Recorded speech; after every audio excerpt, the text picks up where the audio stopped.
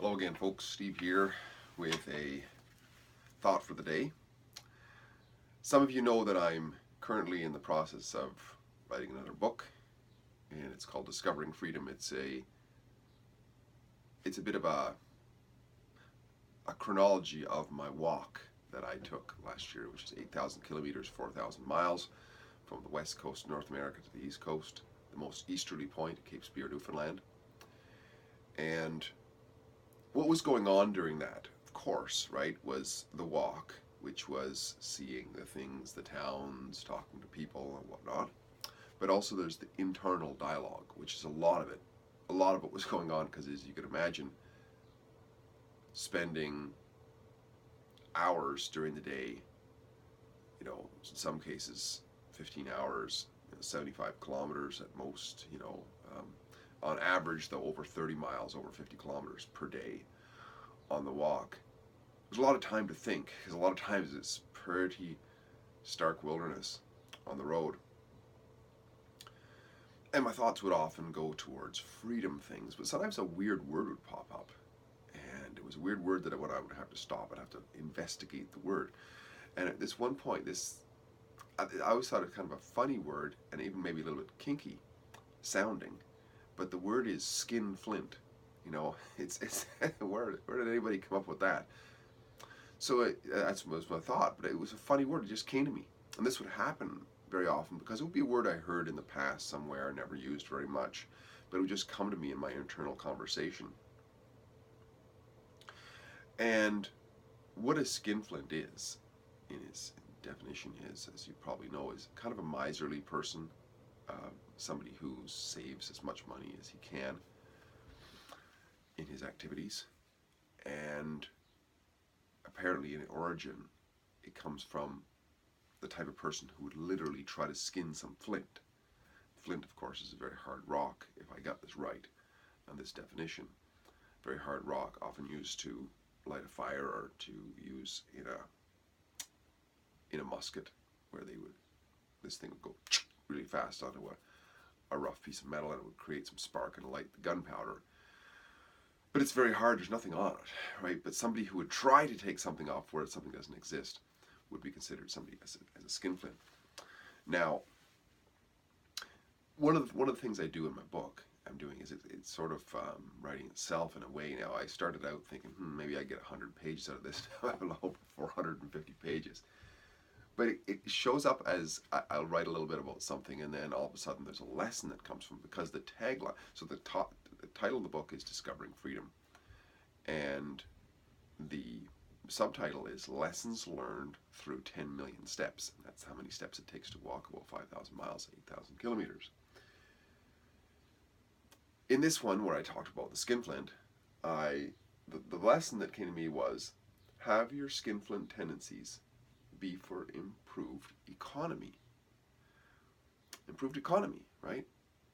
Because in that story I was talking about, in that internal dialogue, I was talking about how, dishonest politicians, otherwise known as politicians, are always talking about the economy, the economy, the economy, right? They're always trying to improve our economies for us. But economy, in its origin, it's often interesting to look at these origins and how they've been perverted over time. Economy means household management. It doesn't mean, in its origin, it doesn't mean central banking and, government manipulation of the fiat currency and jabs, or jobs, as some people say. It doesn't mean any of that in its origin. It means household. And we've been talking about this before, how everything starts at home, right? Back in the day when everybody was sexist, of course, when I was a kid, it was acknowledged that girls and boys are actually different. Boys went to the workshop in junior high, in school, which was called industrial arts at the time, and girls went to something called home economics, where they learn how to bake cakes and so on. Well, it's kind of an extra word thrown in there, home economics, because economics means household management. So I'd be like, household management. Well, it's already house in there, or home at least, anyways. So I think that the Skinflint, even though probably looked upon as sort of a miser, right? Just always a penny pincher, actually has good value, because if you think about it, it has to do with skillfulness or efficiency, right? So if money is energy, and our household, we could even bring that right back to being ourselves in a way. Well, economizing is just efficient management, right? Because it talks about management. If we're not going to manage our households, if we're not going to manage ourselves, so who's going to? Now that's where government comes in, isn't it? That's where the dishonest politicians, otherwise known as politicians, and priests, and all these other types of people come in and say, give me your money. Don't be a skinflint. Give me your money, and I'll manage your life for you. Well, where do we end up? We end up with disasters every time. It's funny how human beings go through hardships like wars and whatever, and they finally throw all the rascals out. Then they have responsibility for a while. They go back to their old-time religions and whatever, and they get back to morality and whatever it is that creates efficiency in their households. And then they get lazy again, and start outsourcing to people who really don't care about them as much as they care about themselves, or they should care about themselves. So I think being a little bit skinflintish is a good idea, because at least we become aware of exchange of value. It doesn't mean we're going to rip people off, but we're going to say, you know what? I'm going to manage my life, and I'm going to make my energy count for the value that I get.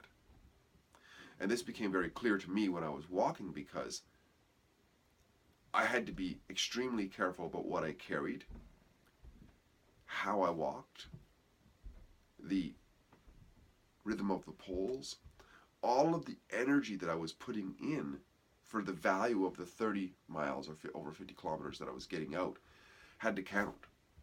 And I could see this having an effect, because when I started out, it was 30 kilometers, right, per day. And then went to 40 kilometers per day, then 50 kilometers per day, and then 60 kilometers per day. And for a while, through the wilds of the Canadian Shield and the lake areas, I was doing upwards and over 70 kilometers a day, which is what, about 45 miles in a day of walking. And this had to do with managing the economy of what I had. Now, of course, this was a microcosm of typical life, right? Because I didn't have to deal with other people and so on. But it was this conscious exercise of economy, of economizing, and being a skinflint in terms of what I spent into it.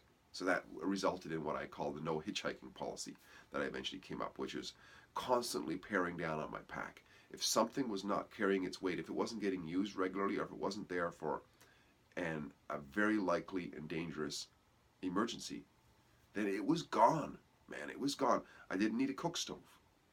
It was gone, right? Didn't need a pot. It was gone. As time went by and I didn't need winter gear, it was gone. And I even lightened up my pack, and I took great attention to my shoes and all of that. It's about being aware. That's what management is, right? A successful manager is constantly looking at the situation. How can I improve this? How can I skin this flint a little bit better? How can I make the better mousetrap? And this is something we can learn a lot from. So on the Freedom Walk book, the Experiencing Freedom book that I'm writing, this was on page, let me see what page it's on. Well, it'll change anyways, because the book is still under, I'm still editing it. I'm on the first edit, actually. But right now it's on page 205 out of 464 pages. And it says, Freedom Lesson, have your skinflint tendencies be for improved economy. Economy in our lives, economy in our households, right? Steve here again. Great chatting. Talk again soon. Bye for now.